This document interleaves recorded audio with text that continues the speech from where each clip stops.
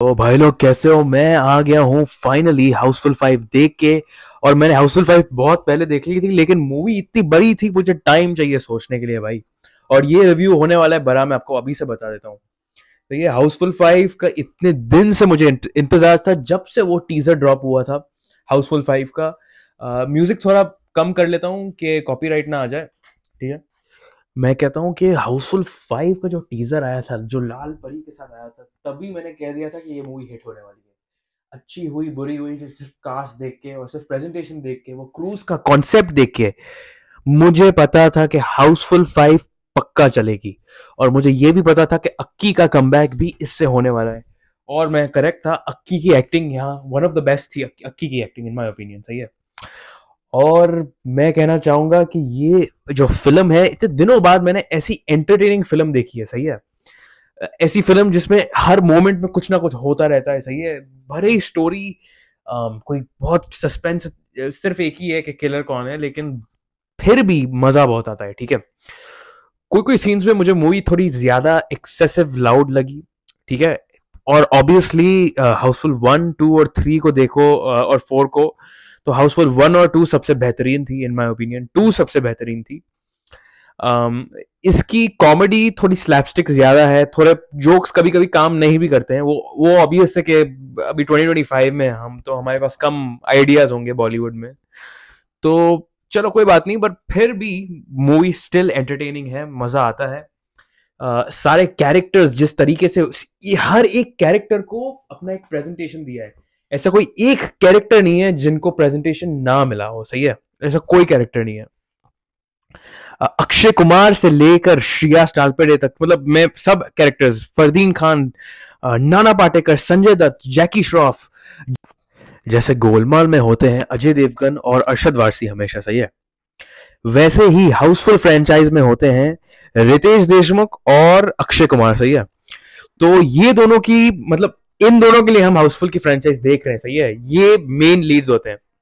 बाकी मैं बात करूं, एक मूवी में एक और चीज आई है कि जॉनी लीवर वापस आ गए। जॉनी लीवर को उन्होंने आई थिंक सेकंड पार्ट में लिया था सबसे पहले बार, और फिर वो 4 में वापस आए थे, 3 में नहीं थे आई थिंक वो। तो उनको वापस ले आए। और एक जो कैरेक्टर थे, मुझे लगा रिमूव हो गए, वो थे क्या बोलते हैं, बॉमन ईरानी का कैरेक्टर, सही है। और बॉमन ईरानी का कैरेक्टर था बटुक पटेल का, सही है। तो इस बार बटुक पटेल का कैरेक्टर प्ले किया है जॉनी लीवर ने। तो उन्होंने रोल बेसिकली चेंज कर दिया है, एक्टर को स्विच करके, सही है। आ, फिर मैं बात करूं इस मूवी की सॉन्ग्स की, तो सॉन्ग्स सुपर हिट है। ऐसा एक सॉन्ग नहीं है फिल्म में जो आप कह सको कि घटिया है, सही है। अभी जो यहां बज रहा है वो मिक्स टेप है। इसमें ये सबसे बेहतरीन चीज मुझे मूवी में लगी, क्योंकि हाउसफुल 1, हाउसफुल 2, हाउसफुल 3, हाउसफुल 4, सारे हाउसफुल के सॉन्ग्स एक साथ मिक्स टेप में थे। तो सारी मेमोरीज आपको, मतलब स्टार्टिंग में बता देती है, सही है। तो आपको याद आता है आपने कब कब कौन से ईयर में हाउसफुल देखी है, तो वो बहुत अच्छा लगा मुझे।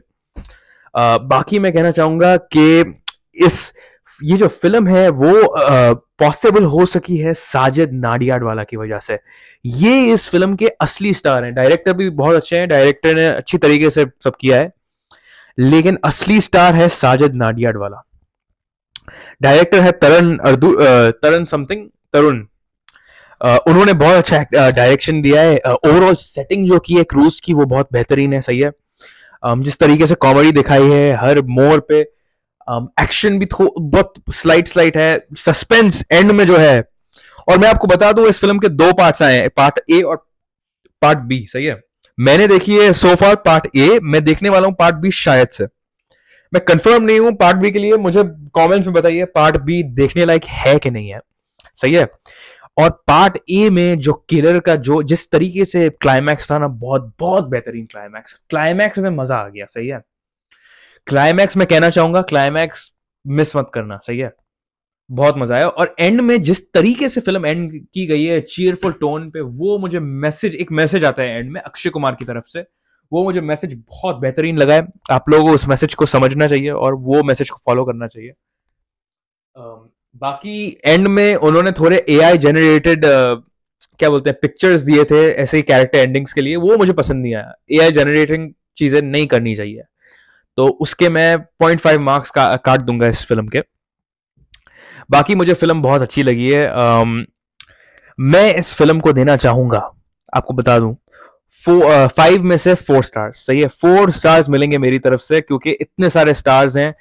और रिव्यू एंड करने से पहले मैं 3 और किरदार के बारे में बोलना चाहूंगा। सही है, 3 स्पेशल मेंशंस। एक, नाना पाटेकर। नाना पाटेकर का क्या कैरेक्टर बनाया है, नाना पाटेकर की स्क्रीन प्रेजेंस कमाल। जिस तरीके से वो किलर को ढूंढते हैं ना, वो कमाल है नाना पाटेकर का, सबसे बेहतरीन। फिर जैकी दादा का ओवरऑल पर्सोना और उनकी नाइवनेस जैकी दादा की दिखाई है, वो एक्सेलेंट, मजा आ गया उसमें।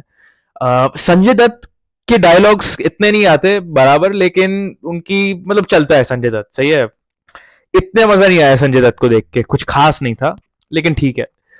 ओवरऑल बहुत अच्छी मूवी, 4 आउट ऑफ 5 स्टार्स। और आपको जाना चाहिए देखने के लिए, और आप पिक कर सकते हो पार्ट ए और पार्ट बी में से।